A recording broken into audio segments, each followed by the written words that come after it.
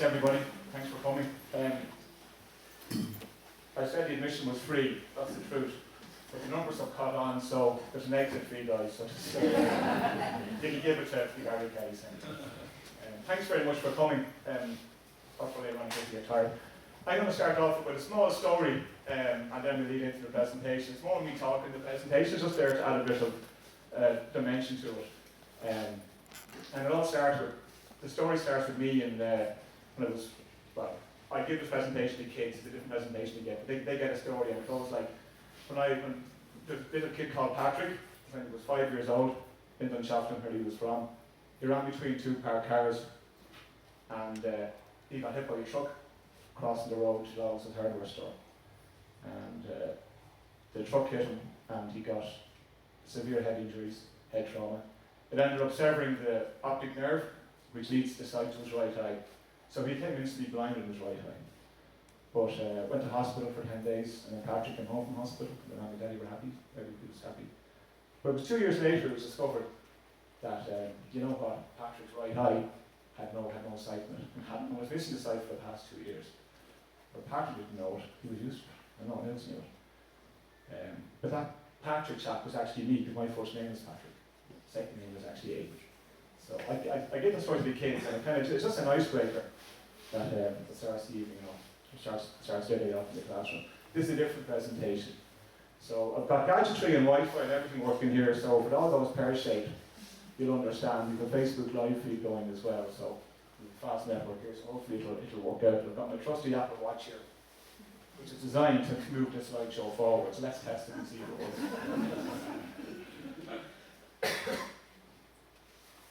It worked. Okay. So basically, guys, this is me and my eyesight, if you like, when things weren't working out, when I was age 5. So age 5, things went pear-shaped. I got blinded in one eye. What happened to me was I was actually putting the sugar and milk into my tea and coffee when I was growing up, and all of a sudden I'd missed the tea and I'd missed the cup and I'd missed the bowl. Of course, I know 3 dimensions. I know dimensions, so my monocular vision was causing me an issue with that. I was getting a clip around the ear, not realising I couldn't actually see what I was doing. So that's what happened with my monocularity, if you like. So it only took, as I said, it was 3 years. I said 2, 3 years to realise that things weren't well. So why me? Well, I always say, well, why not me? About my eyesight in particular, or even my cancer. It's not about the problem you get, because problems are only perceived. Jack Calvin taught me that. Where are you, Jack? Perceived, or it's the perception. It's how you deal with them, and how I deal with them. So I've been obviously dealing with this since I was age 5, and not realising, to me it was the norm. Growing up with the norm, it was the norm for me not to be able to, in latter years, not to be able to go to see a 3D movie, because the eyesight wasn't allowed. And trying to explain it to people that didn't realise, because obviously by looking at me you don't realise I have no sight in my right eye.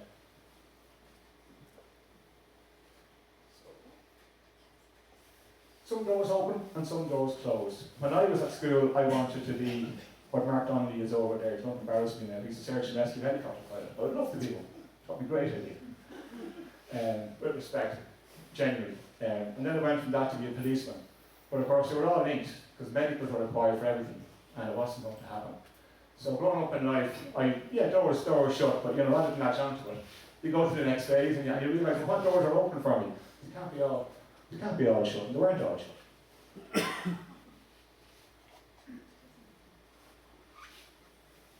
So what happened next?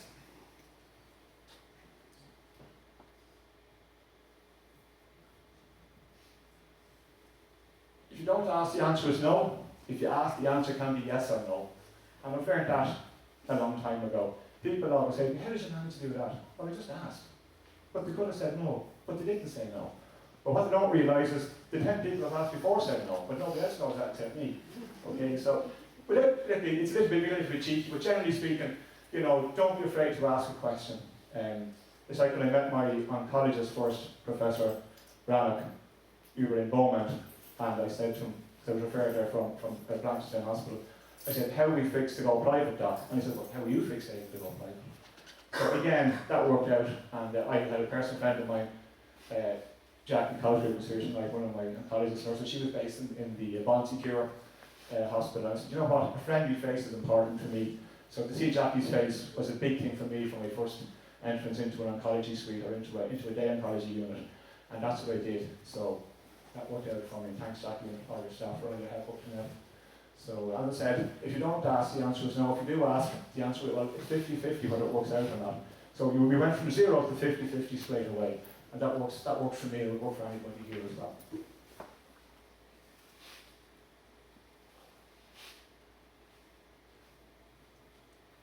So what did I do? Well, I wanted to go balloon training from, I think since I was a late teenager, there was balloons flying around me and I saw them. But then I discovered the old chestnut again. My eyesight would become a problem because, Mr. Murphy, you need binocular vision, good sight in both eyes. I haven't got that. What do I do? So I just kept opening doors. The doors kept on closing, and I opened the door. I had to go as far as the UK, to the Civil Aviation Authority in Gatwick Airport. And they said, yeah, we can help you, Aidan. Here's the rule book for you guys. Here's what's required from you for your medical, a medical flight test. Here's what's required from you for medical, and here's how we can get you through it. So I did all my exams in Bristol, actually, in the UK, and I did all my flying then in a British offshore school out in Spain, in Ronda to be exact, where the oldest bull ring is. That's actually me flying to Lindstrand to do over Ronda, and I don't know if you can see it just there. There's the oldest bull ring in Spain as well.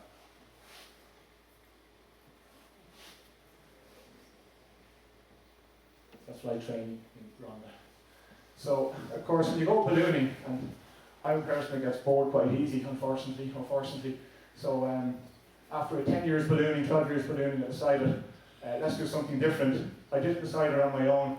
It was one of my urban chocolate natives here, Jack Kavanagh, and Jack suffered a catastrophic accident out in Portugal, or Spain, it was Portugal. And Jack became committed to a wheelchair. My friend Andy Martin in the front row, Andy flew a wheelchair basket in Somerset. And I said, Andy, what's the story with a wheelchair basket? I think you should get one, you can help Jack. And other people like Jack, we could bring them flying. So between Andy's good advice and the advice from Cameron Balloons, we earmarked a project, let's get a wheelchair basket. And then we saw the price of them. If it leaves the ground, it's expensive. And if it sails, it's expensive as well, from what I understand. So if it flies or floats, basically, higher is the advice. But anyway, I got 2 or 3 hot air balloons, as one does, so we put them on the eBay of hot air ballooning, sold them, got enough funds together, and we got the wheelchair basket, which you'll see some pictures of it now. It actually worked out quite well. So I'll just call it that. So that's the wheelchair basket there. It's got an open screen door. The passenger gets in, and we've got professional factory fitted straps that fit in the basket, and the person itself is strapped to the wheelchair and the basket, and the wheelchair is strapped to the basket as well. And I'm strapped in, so nobody's going anywhere that shouldn't be going anywhere. And we bring them off ballooning. Jack was obviously our very first passenger that we brought ballooning. That's Fiona Elliott, who flew on that particular occasion.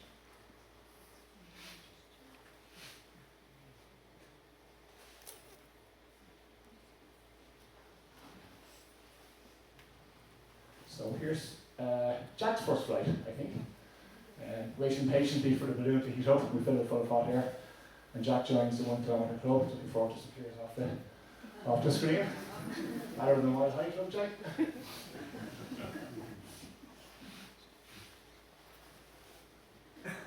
So I call these pictures, it's just in a collage here, I call it wings and wheels. I wrote an article for the ballooning for the ballooning magazine in the US, and I called it the same name. Does it make sense to you guys in a second? So just look at the smiles on the face, not my face, look at everybody else's face. That's Jack and Peter. And then we have Stephen Clussy and my cousin Brian. These were all taken 2 years ago last year. So one of our friends here, we flew.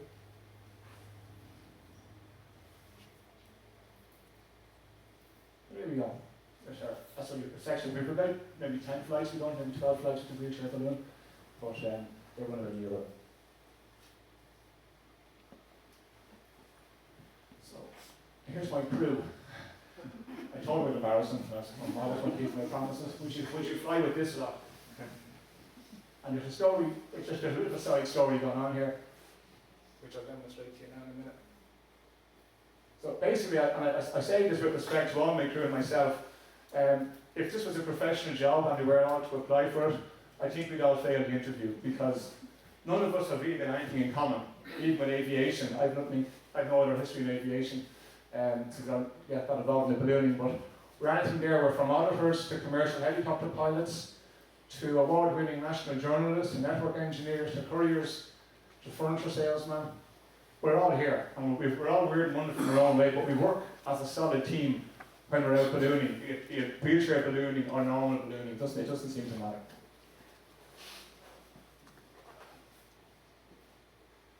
So I'm conscious of some people's mind there as well. So this group shouldn't work, but it does, and it is magic. And then I got bored being flying the balloon, so I said I want to be a helicopter pilot, as one does. I think the fact that I had all my ballooning experience underneath me, I just felt a bit more confident I could approach the powers that be in Ireland this time and ask them for their help. And in fairness, the Irish Aviation Authority put out the stops, and they put everything in my path which could help me. So they got, for instance, they had I have to do what's called a medical flight test. The medical flight test basically was that after 15 hours of my first part of the training, to fly a helicopter was 45 hours plus. After 15 hours, they would introduce a flight examiner to see was I safe up to that level. And the deal with the Irish Aviation Authority was if I was deemed safe, I'd continue. If I wasn't deemed safe, I had to withdraw at my own expense. And of course, I readily signed up to that. And then, of course, the thing was, well, how do you prove to a medical flight instructor that you're safe? And we hatched a plan. The instructor actually lived in Cork, Captain Tony McAleer. His day job was flying out to the oil rigs. And Tony was coming up in the train. So we hatched a cunning plan.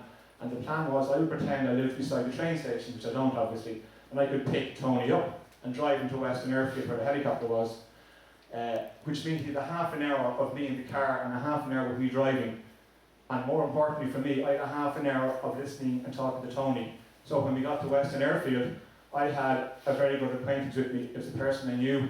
The Mr. McAleer bit was gone and the Aidan Tony bit had taken over. And that took a lot of pressure off me, I can assure you. And it also showed Tony, yeah, you know what, driving a Jeep is the problem with one night.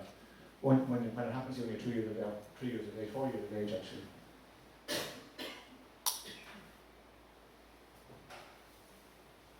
So that's the Schweitzer. And we fly. And I'm very lucky to get some recent flights in it. Through one of my friends here. I'm not going to name, but he get very embarrassed if I do. I might name him later on if he listens to the tape and stuff.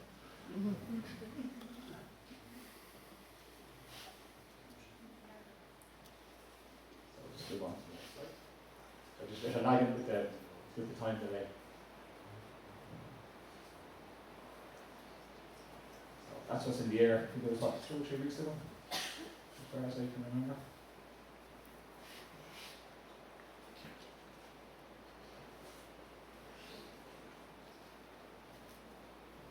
And then the fun thing is with helicopters you can fly Santa in them.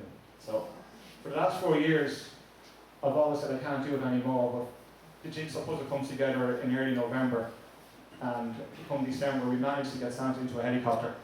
Somebody's helicopter, it's not mine, but we managed to put it together, and we fly Santa into our local school here, which is fun to do. But it's a last minute thing that happens every year, so it's on a wing and a prayer literally that we get through. That photograph was taken last year, and that's the real Santa, by the way. It's really the real Santa can fly in a helicopter.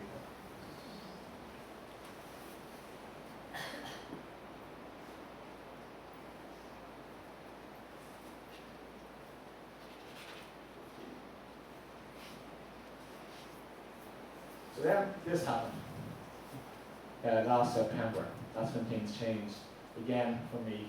The eyesight was no longer an issue for me. My eyesight was a zero issue, to be honest with you. So I got the word that Mr. Murphy had inoperable cancer. And when I was told that, you know what, you often hear the saying, the blood drained from your face, and I mean this quite sincerely, my cheeks went numb. I could feel the tingling in my cheeks on the hospital bed. I was on my own with the surgeon. He was on his own, but he did a nurse beside him, and he's in Brancheston. And I just felt the colour literally drain from my face, physically and mentally. And then, of course, you're in denial. But first of all, you're thinking, did I just hear that right? And your mind is racing a million miles an hour.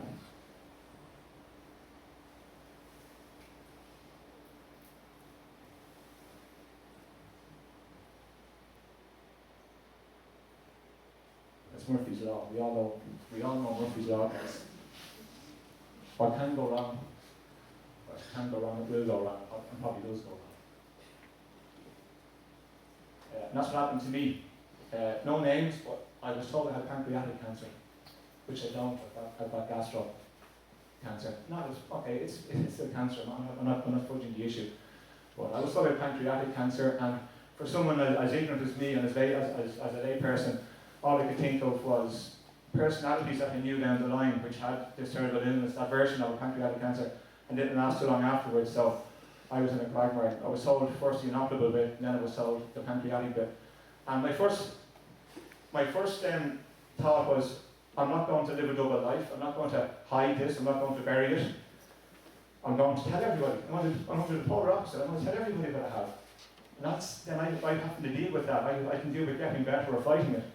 So of course I told everybody what? I told them pancreatic cancer. Which is what I told them, which is what I thought I had. It took 2 weeks when I met my oncologist, Dr. Branagh, now Professor Branagh, and he said to me, Aidan, what do you know? And I said, well, I know this, and this, and doc, I know it's in the pancreas. Oh, can I just stop you there, Aidan? It's not in the pancreas. So we nearly had a fight in our first meeting. I said, no, it is. No, it's not. So obviously he was right and I was wrong. Trying to accept that was a biggie. And in fairness, what if I know Jackie in Bonds, Jackie says, with a big smile on her face, but not a smile on her face, but that confidence, look, Aidan, it is that. It's what Dr. Brown tells you it is. It's nothing else. Or it's not what we're told it was first. So that was a big weight off my shoulder. It probably took 2 days for it to lift. Them kind of things don't lift straight away. You might think they do. So I was 2 weeks at home waiting for it to be called for my first oncology meeting, if you like. And it wasn't nice. It was a horrible 2 weeks. I lost weight. People that came visit me thought it was, okay, cancer, it's taken them already, but I was in shock. I wasn't eating properly. I was eating Monday to custard a day, thinking the better the husband gave me, that's all I wanted. So I had my funeral planned about 20 times. I was given all my passwords to my online stuff and my Duns alerts to my cousin Brian, who I trust implicitly with it. So, you know, I was thinking of all these things and probably overthinking it, as you do as well, you know, given that situation. But obviously 2 weeks later, there was a light at the end of the tunnel for me anyway, which put me on the track where I'm at today, thank God. This is after locking on me guys.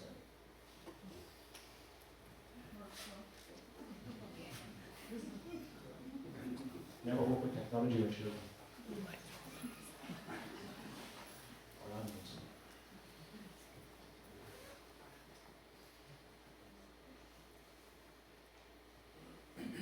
So, that's my blog. I started writing that in hospital. I never wrote a blog in my life before. I never read a blog before in my life. But the first time I wrote it in my hospital bed in the Bond Secure, thanks to their good Wi-Fi, I started getting reactions to it. As in, thanks for writing that, Aidan, or thanks for sharing that, or I was thinking the same as you, I was sitting and write it. But it was more than that for me. For me it was like a weight lifted off my shoulders. It was like I was sharing it with somebody.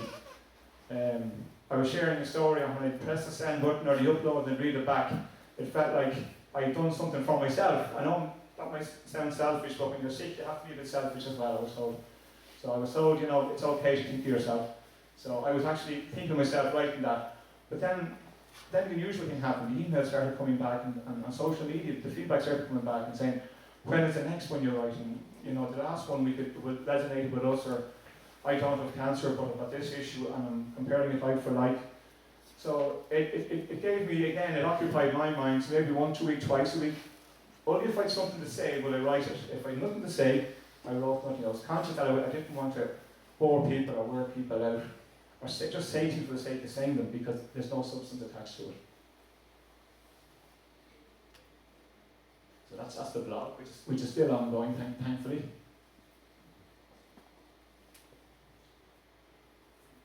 So what we have here, these are important, these are all about, this is some close friends of mine. I'm walking around here so I don't block your view all the time. This is just an example, it's a token gesture. This was actually taken St. Stephen's Day. The couple on the far right, that gentleman, Fulvio and his girlfriend, they flew over to Ireland undercover and out of Facebook coverage on Christmas Eve. And they hid in Ireland on Stephen's Day, all to visit me for no other reason. So they were down in a country farmhouse in Tipperary somewhere. I met Fulvio over in Italy where we fly the St. Pio balloon.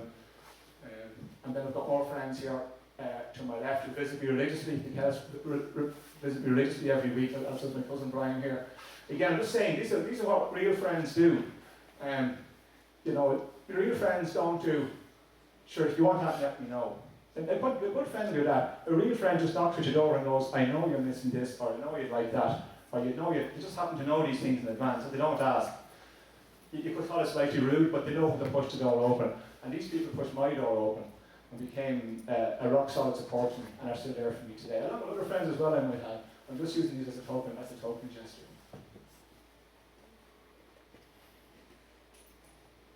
So, best friends in the world.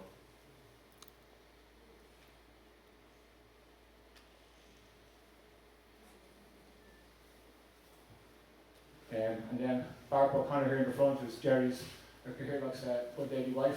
In Shotland last December, he was in Shotland led a social media campaign to my friends, of course local and abroad as well, where she held a little fundraiser. It was a fantastic fundraiser. There was bills to be paid, and they were still there. When this happened, the bills went away, the worry went away, the stress went away. So Barbara sold Little Hearts online, a tenner a heart. There should have been only €400. It was over €4,000, guys. Okay, just so you're aware of the scale of this whole thing. So thank you, Barbara. No, thank you again, but I just want to let the public know what went on when things weren't going well for me.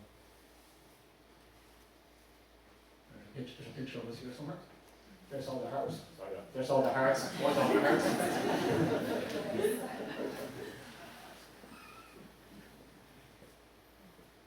God, I was thankful that happened.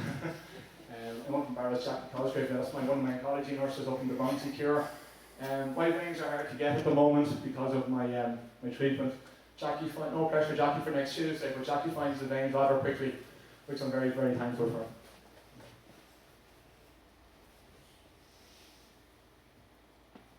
So we're friends since 20 years.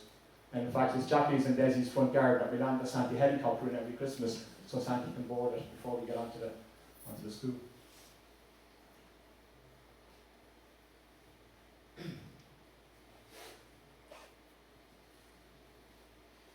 And my camera shy oncologist, Professor Oscar Brown.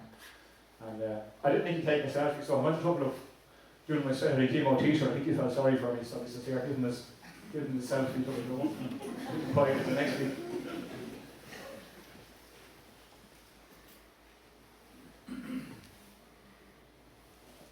So, mission control. And he was fully made professor apparently the last week or two, so congratulations to my doctor.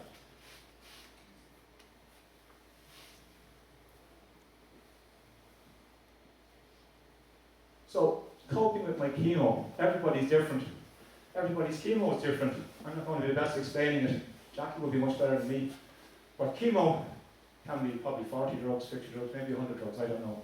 But my chemo and your chemo will be different. It's a selection of customized drugs that they can focus for the particular area or where they want to fight the cancer. Years ago, it was one shot, kind of got all. Now they can reverse engineer it and they can kind of target it where they need to go. So this is particularly to my chemo. Other people here in the room could have totally different reactions than what I had. I'll just give you an example of what it's like. I always say each chemo session is one less, because when you go in for it, you know what you're going to face. So I always say, I'm -1, I'm -1, I'm -1. That's what we keep on saying. And then writing about it, telling my story, like what I'm doing here tonight. And I invented these 3 M's. Murph's 3 M's: medicate, meditate, and motivate. Not to be done with beers on you. The pronunciation, I mean. By the medicate, I just don't mean take the medicine. I mean, look after yourself. Go for a beer. Go for 2 bottles of beer. Go for 3. Maybe not 4. But, you know, and mind yourself, you know, meditate. I'm into my, I started off doing Reiki, is that what you call it? I've done maybe 3 or 4 sessions with a local lady, very professional woman at it, she's had 30 odd years. And it's doing something for me spiritually. I can't explain it, I'm not going to explain it tonight. But something happens to me and I walk away a better person after that session, that her session, which I do every 4 or 5 weeks, 6 weeks perhaps. And I motivate myself. That could even mean just going out for a walk. I don't want to go for a walk. I don't. Go out. If you want to go for a walk, you can back off your walk, but go for it anyway. Or go and meet your friends. You can always come, if your friends will understand, if you have to leave early, but go to your friends. If you don't go, you'll never know the answer. So they're very loose, it's not clinical. So those 3 words, to meditate, motivate, they're loose terms, and I use them for my meaning, not necessarily the dictionary's meaning.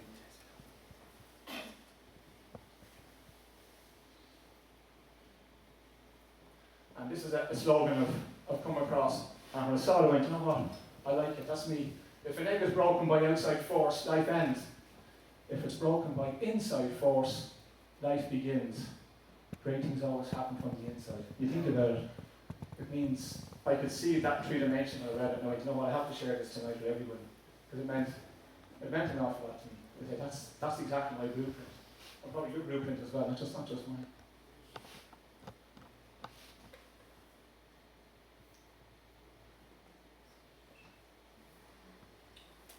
And the reality, chemo control. To the touch. When I get my chemo, I'm on a weekly chemo now. I was in a 3-weekly one, which is a much heavier and possibly more toxic dose. To the touch, handling sharp broken glass. I could pick something up that's cold, I drop it straight away, but I could do a sharp glass in my hands. It's just the chemo effect.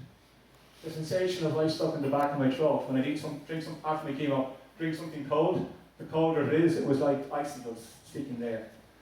So apart from the sensation of icicles, it also was a trigger for me. Aidan, you're sick, you're not well, you're seriously ill, and look, you can feel it in the back of your throat, literally. That was never a good idea. That's why I didn't like them chemos. Because when I came home for the next 2 days, 3 days, I get those effects. And it would remind me, I could convince myself I was doing better than I was. Maybe I was, but you know what, getting those side effects brought it all back to me. Very severe bouts of acute exhaustion. I could be fine now, within 10 seconds, I could literally wouldn't have the energy to support myself in the chair. So if I was driving, which I wasn't back then, I'd have to usually pull in and make a phone call, somebody collect me. And that does happen, not just to me, it happens to anybody, most people on chemo. That's a very common trait. And of course it turns the mind into an emotional cesspit. And that went into my blogs as well. You know, I say what I speak, and I get in trouble for it sometimes, but I speak my mind, and my blogs will speak it for me. I could be an emotional cesspit when things go quiet at 11 o'clock, 12 o'clock at night. I just start bawl crying in the bedroom for no reason. But then I got a fright, why am I crying? Then I learned, and the learning part was, hey, do cry, it's okay to cry. And keep crying, and when you stop crying, you feel better. And you know what? I did feel better.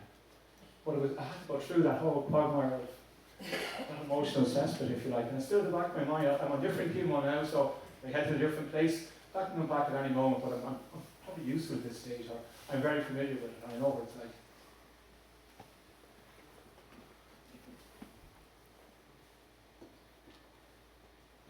This was taken by a colleague who I haven't met personally. He's a professional photographer, and he took that picture. It was professional, took it on his own time. It just meant an awful lot to me when I saw the darkness, I saw the beautiful sky, and I saw that beaming light, and I said, I can identify with that. You have some words in the bottom, that's right. Yeah, after darkness comes the dawn.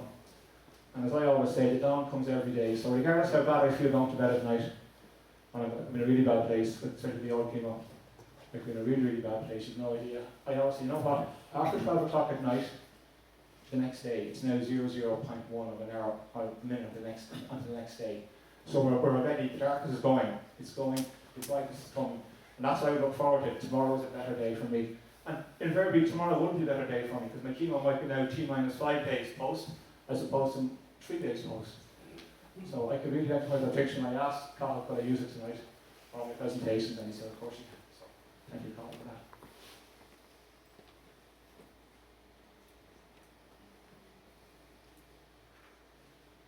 So for me, an amazing place that educates my mind. Where am I talking about? Well, it's Gary Kelly Centre, of course. Where else would it be? We have a slide here. Gary Kelly Centre in Drogheda. So guys, if you are leaving tonight and you do happen to have some loose change in your pocket, I'm glad you relieve you of it. And I thank you for it as well in advance if you have any. Much appreciated. But that's a fantastic place. I've been there today. I do 2 classes there. The first class I do is a mindfulness class. And it teaches us all every week about how to be mindful. You know, it's not a very simple word. It's actually a very complicated word. It's how to be mindful to yourself, how to look after your own mind. You know, how to calm yourself down, how to live in the now, the here and the now, how to not be thinking of next week, which is very hard not to do. I was in it all the time, or tomorrow. I got a scan yesterday, I'm due a result in 3 days' time. How am I going to cope with it? These people showed me how to cope with it, and they're still showing me how to cope with it, and I'm still learning. Every time I go down to them, I learn something new every day. That's the Gary Kelly Centre, guys.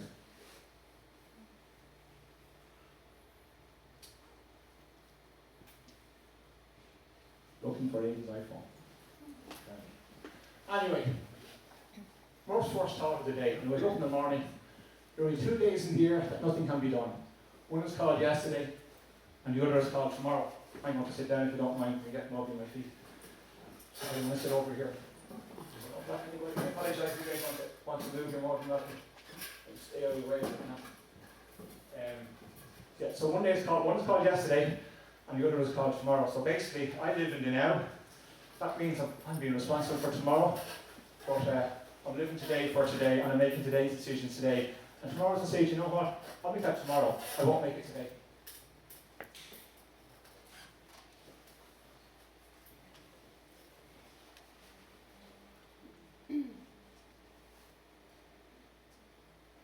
So what's mindfulness? This is what I've been learning in the Gary Kelly Centre. And I said that there has to be an explanation for it, and I couldn't find one. Then I found one. And it's mindfulness. Paying attention to the present moment with intention. That's the important word, with intention. While letting go of judgment as if your life depends on it. Yeah. It's a Dr. John Kabat-Zinn, who I don't know personally, that wrote that. But you know what? He nailed it. He nailed it with that. Mindfulness to me, as I said, it's living in the now, but it's paying attention to me and it's paying attention to the now.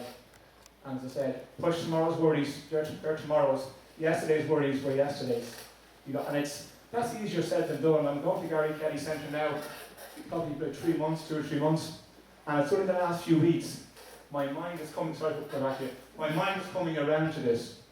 I'm actually only learning it properly now in probably the last 4 classes. This is beginning to sink into me. That's why I want to share it with you tonight.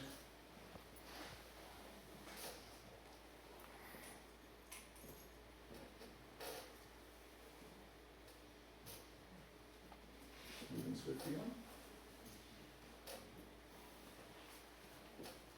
There's actually perspiration on the Apple Watch, the screen, that's what's causing the problem.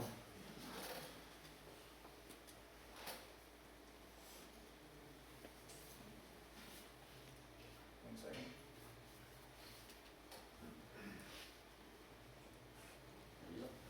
And accepting my illness. In the last few weeks, I was still fighting it in my head. I'd actually be aggressive to it. In having a shower in the morning or in the evening, I started calling my cancer all kinds of weird names which you wouldn't want to repeat. That was my way of dealing with it initially. And then I said, Aidan, you're fighting this every hour of the day, it's going to get you down. So there has to be a different way. And again, with the help of the Gary Kelly Centre, accept it. Doesn't mean it's going to win. Just accept that it's there. If you accept it's there, then you can deal with it. So we don't fight every day, to be glad to hear. We fight every second or every third day. But I accept where I am, and I accept that I have it, and I accept that I fight in my hands. But I have to accept other things as well. I accept I've got you lot, I've got my friends, I've got my family, I've got a rock solid community behind me. So I might be the bus driver, but guys, you're on the bus with me. I'm sorry about that, but you're coming for a drive. Okay, let's hope we make it together.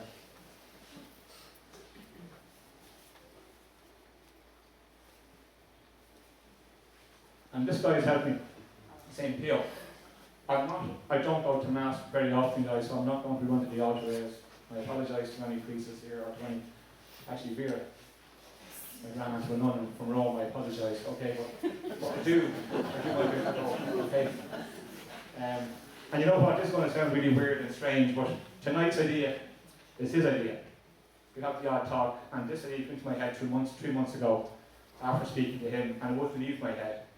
It was like that film with Kevin Costner, if you build it, they will come. I said to myself, and that instruction or that idea, that thought, would not leave my mind. And that's why I'm here tonight, and thank for you here tonight. It was his idea. I'm blaming him for all this, by the way. I'm just a conduit for it. That's St. Pio. My late mother was a great follower of St. Pio. And I fly a balloon in Italy called St. Pio with Sir Andrew Blackton, who's my partner in crime. Andrew flies with me as well over there. Whenever we can.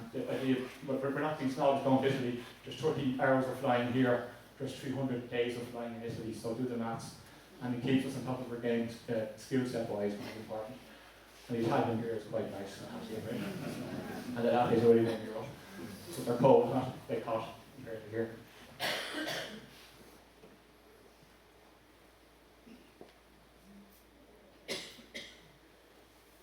So, one of my final thoughts, sorry, you missed it out. And basically the thought is, negative people, keep them out of your life. A negative person will have an answer for you every time. If you want negativity, go somewhere else. It's not going to be on my watch. So, and it's okay to say that. I'm not saying rude to anybody, but if the person's negative, don't give them the space. Put the barrier up and walk away. Because negative people are there, and if you're negative, I'm sorry, but your take on life is going to be negative, and you're going to be set that way for a long time, and you'll infect other people. So, if you're the negative giver, please don't stay away from it. If you're the negative taker, stay away from these people. They're dangerous and they'll get you into trouble. Just be mindful of that.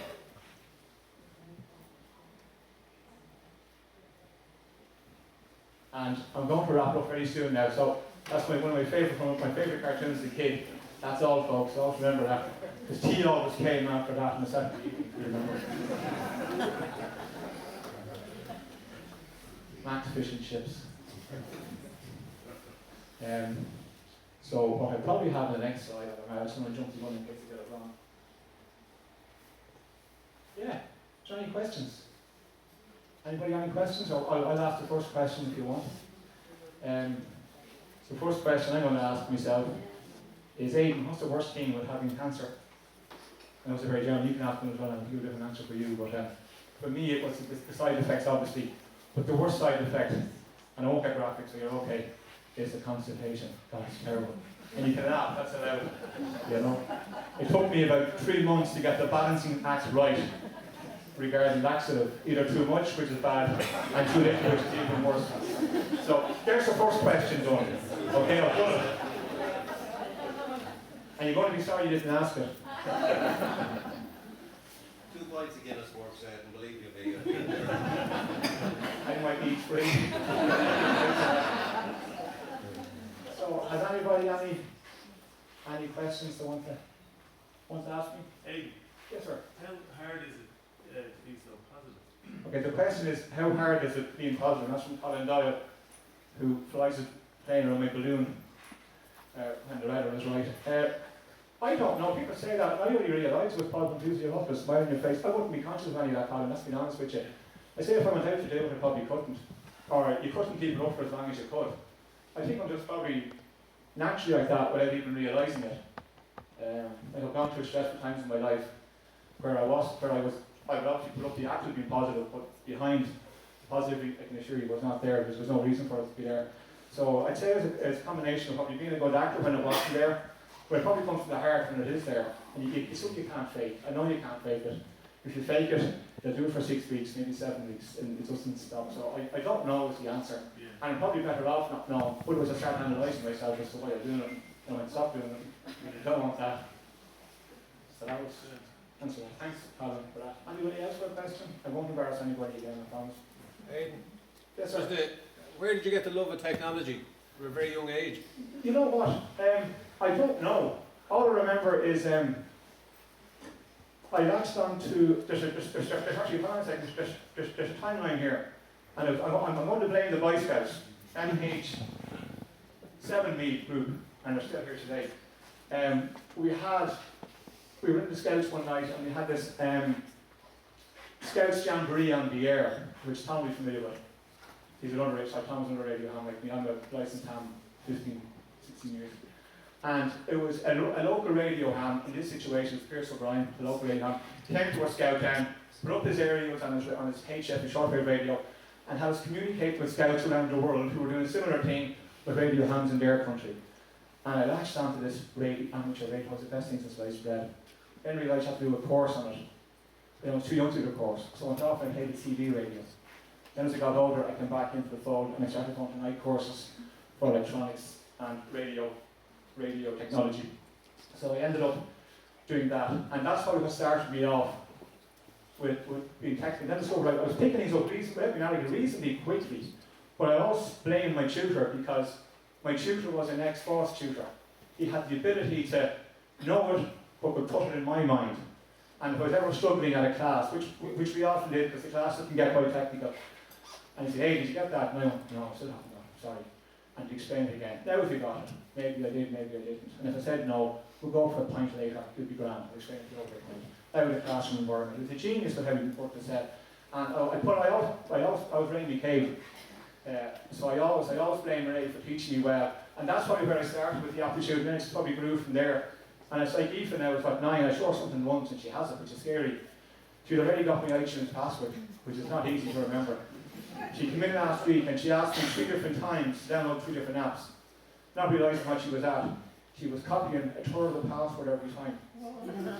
So now my password is actually all special characters. I don't know it, I copy and paste it. It was the safest thing to do. I got the warning, so it can't happen again. I was going to dedicate tonight, by the way, sorry, to my late mother as well.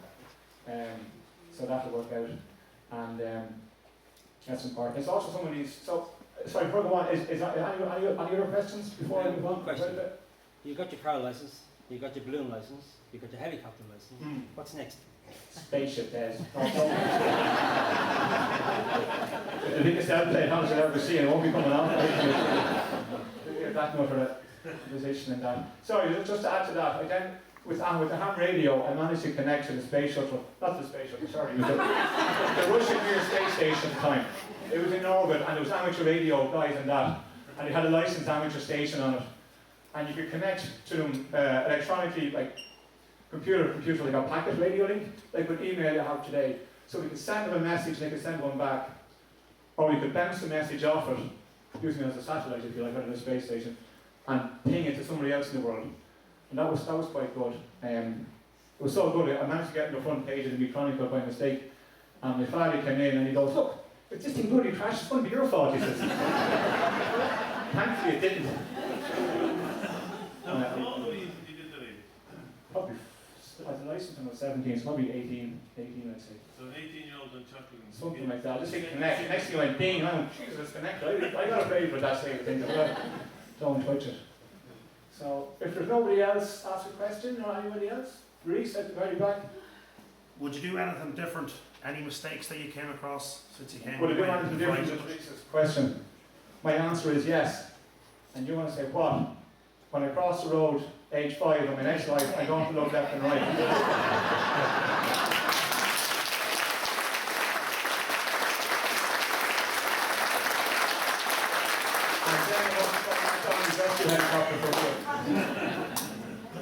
If that's it, guys, I have something else I'm going to do now. It'll take a few minutes.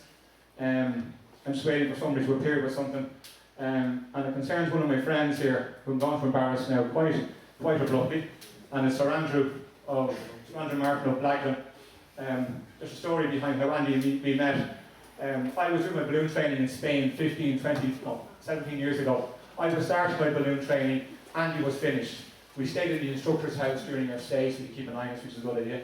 And the next day Andy was leaving, I was starting. But we shared dinner one night. And 20 years later, we're really, really good friends. Andy is my partner in crime when it comes to flying St. Pio in Italy. We share the costs, we share the equipment, and it works. It only works because he's with me, and I wouldn't trust anybody else. And the reason why I'm doing payback for you tonight, Andy, is because you got me about 6 years ago. You got the County Arms Hotel in Burr to put the County Arms Hotel welcomes Lord Murphy and his entourage. So, and you were 60 last week, and I just about found out in time, you haven't got a party. You've a birthday done. Okay, everybody start clapping. Get some music. Happy birthday to you. Happy birthday to you. Sir Andrew. Happy birthday, Sir Andrew. Happy birthday to you.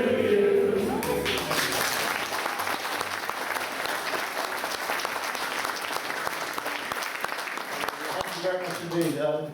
He always does this to me. I don't know why I keep coming to see him. But there is one nice thing in life, that there is always a chance to get your own back. One or two things. Aidan's a fantastic guy. He's done so many things for most of you here, for his community. He's just a wonderful guy. He hasn't told you all the truth, though, about some of his exploits. He certainly flies a balloon, flies a helicopter. I do believe you've flown in a Jeep, Aidan. You don't remember taking off across the bank in Italy? With a trailer on the back? He tried to drive over a 3.5 ditch about this high, in the half darkness, mistaking it for an exit into a field. We ended up with the back of the Jeep off the ground, with the trailer dug in. There was cars screeching to a halt on the road, people thinking there was an accident, people calling the police. So, we know Italian like the and not a lot of driving skills on that evening either. Anyway, guilty? Okay, we're even.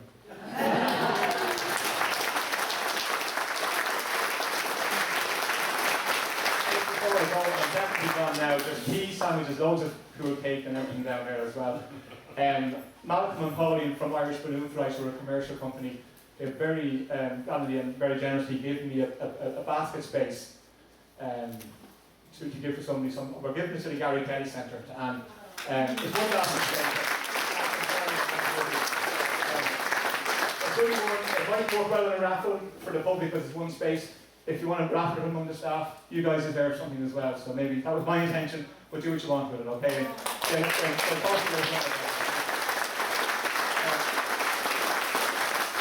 That's me done. I'm going to have a coffee. I love a beer as well, but make the beer call tonight. Thanks very much for coming. I wasn't expecting to see so many. Facebook was telling me 30. The email was telling me 10.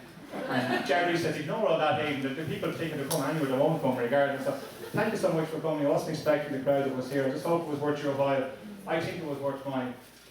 Enjoy the goodies. Stay around for a chat. And thanks so much again.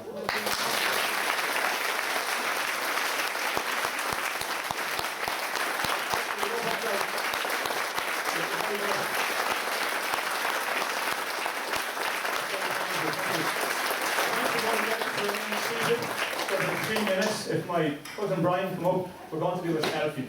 Now this all planned with precision, so it's doomed to fail already. Okay, let's give us 2 minutes, and if Brian come up, we're going to sort this selfie out. Thanks, guys.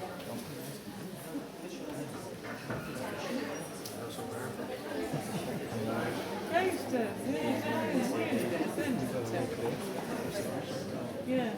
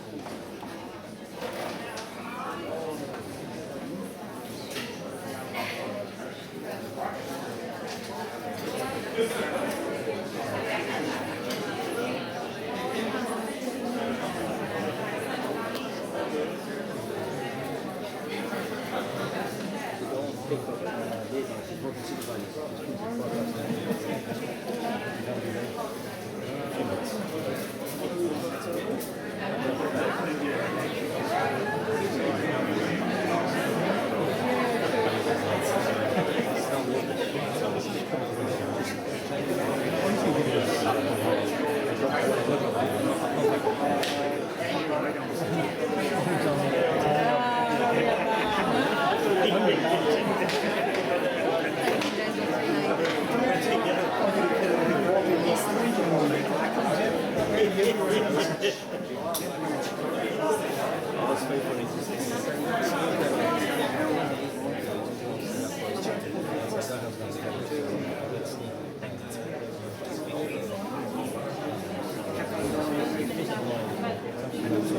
Guys,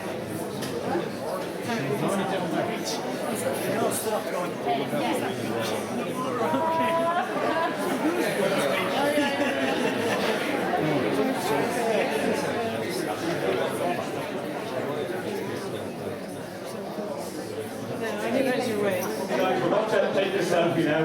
We'll do 2 selfies, one for each half of the room. So I have the camera view coming through here live. So Brian, if you can just turn it around. So, hang on there, guys. Now, if we can all stand up, please. Really appreciate it. And a big wave. A big wave.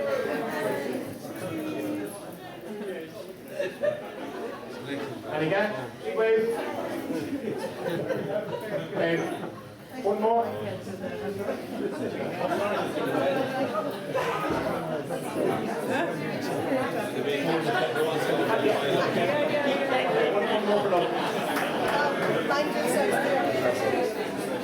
Perfect, thanks very much. Teas and coffees here, guys. Thank you.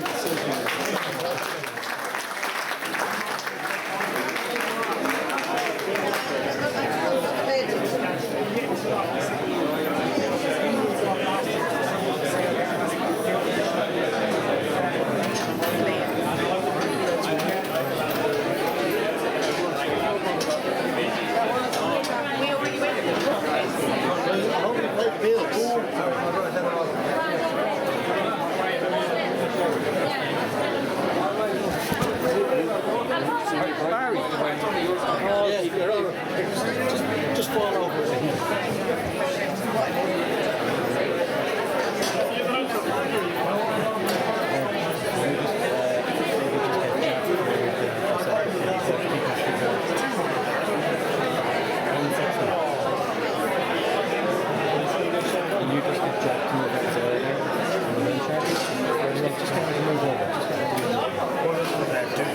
I wouldn't be great at judging players because maybe I'll put in this for reasons. Sorry, I'm blocking you.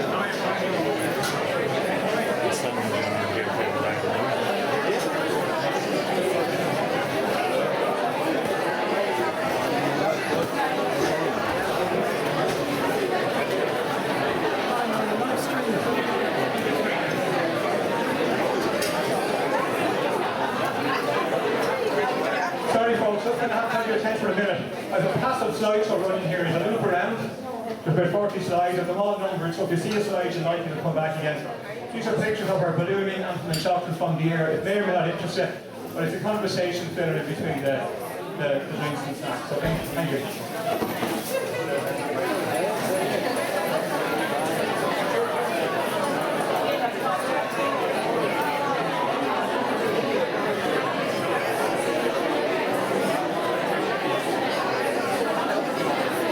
How are you?